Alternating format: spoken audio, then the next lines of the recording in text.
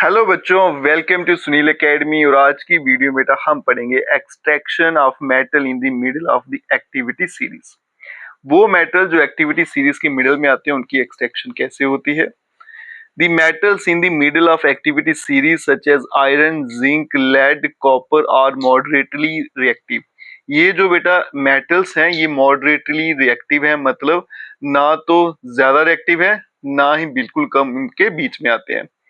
These are usually present as sulfide और carbonates in nature। अब देखिए इसको समझिएगा बेटा, ये जब आपको नेचर में मिलते हैं तो इनके जो ओर होते हैं वो सल्फाइड ओर होते हैं या फिर कार्बोनेट ओर होते हैं। इसका मतलब ये था। It is easier to obtain a metal from its oxide as compared to sulfide and carbonate। कहता है किसी भी मेटल को उसके ऑक्साइड से निकालना आसान है as compare to sulphide and carbonate, sulphide और कार्बोनेट के कंपैरिजन में। Therefore, इसीलिए prior to reduction, the metal sulfide and carbonate must be converted to metal oxide। इसलिए बच्चों रिडक्शन के बजाय इनको क्या किया जाता है, सबसे पहले कन्वर्ट किया जाता है मेटल ऑक्साइड्स में। Sulphide ores are converted into oxides by heating strongly in the presence of excess of air। This process is known as roasting। तो जो सल्फाइड ओर होते हैं ना, उनको किस में कन्वर्ट करना है, ऑक्साइड में। क्या प्रोसीजर रहेगा, उनको हीट करना है खुली हवा में, एक्सेस ऑफ एयर, और इसी को क्या बोलते हैं बेटा, रोस्टिंग। और कभी कभी एग्जाम में एक मार्क्स में ये आपको पूछा जाता है। कार्बोनेट और जो होते हैं उनको भी ऑक्साइड में चेंज किया जाता है, उनको भी हीट करना है लेकिन लिमिटेड एयर में, और इसको क्या बोलते हैं, कैल्सिनेशन। तो देखो बेटा एक मार्क्स में कभी कभी पूछा जाता है कि रोस्टिंग और कैल्सिनेशन क्या होता है। रोस्टिंग में भी हीट करना है, कैल्सिनेशन में भी हीट करना है। रोस्टिंग में आपको जो एयर की सप्लाई है वो खुली चाहिए और कैल्सिनेशन में लिमिटेड चाहिए, ये याद रखिएगा। Chemical reaction that take place during roasting and calcination of zinc ore can be shown as follow.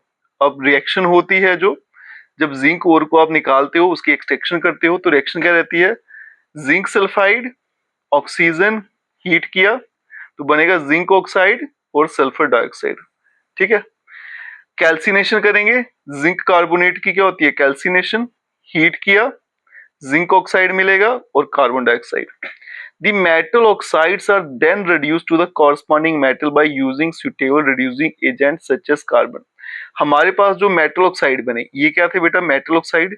अब यहाँ से मुझे ऑक्सीजन निकालनी है, उसके लिए क्या किया जाता है बच्चों, रिड्यूसिंग एजेंट इस्तेमाल किया जाता है, जैसे कि carbon.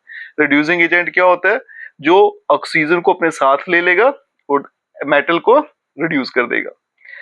For example when zinc oxide is heated with carbon, जैसे बेटा जिंक ऑक्साइड को कार्बन के साथ हीट किया तो हमें क्या मिल गया, जिंक और कार्बन मोनोऑक्साइड। तो इसने क्या किया, जिंक ऑक्साइड को रिड्यूस कर दिया, कम कर दिया। पहले दो थे वो एक रह गया, इसलिए क्या बोलते हैं, इसने रिड्यूस कर दिया और ऑक्सीजन को अपने साथ ले लिया।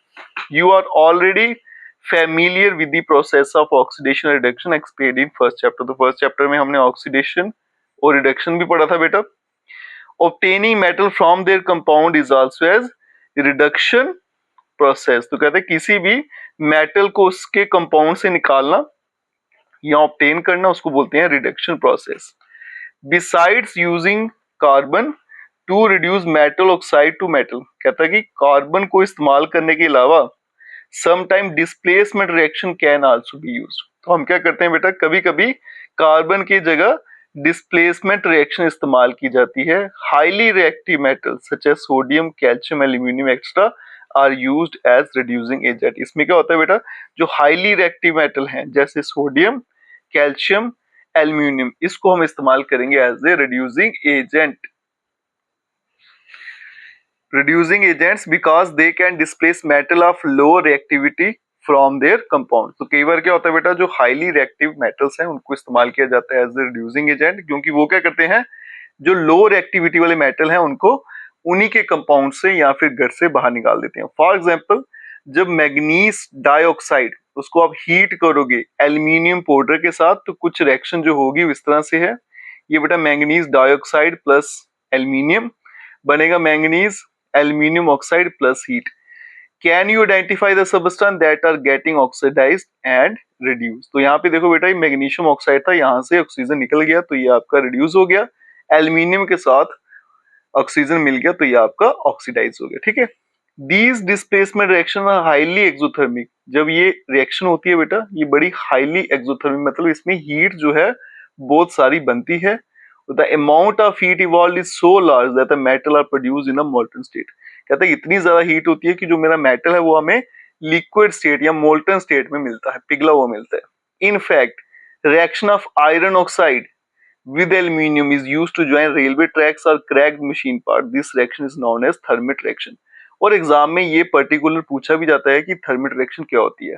कहता है कि डिस्प्लेसमेंट रिएक्शन होती है बेटा, किसकी होती है ये? आयरन ऑक्साइड की और एल्यूमिनियम की। और इसको इस्तेमाल किया जाता है जो आपके रेलवे ट्रैक्स होते हैं ना, उनमें जब क्रैक आता है उनको फिल करने के लिए। रिएक्शन क्या है बेटा? ये आयरन ऑक्साइड, एल्यूमिनियम बनेगा आयरन और एल्यूमिनियम ऑक्साइड प्लस बहुत सारी हीट, ठीक है।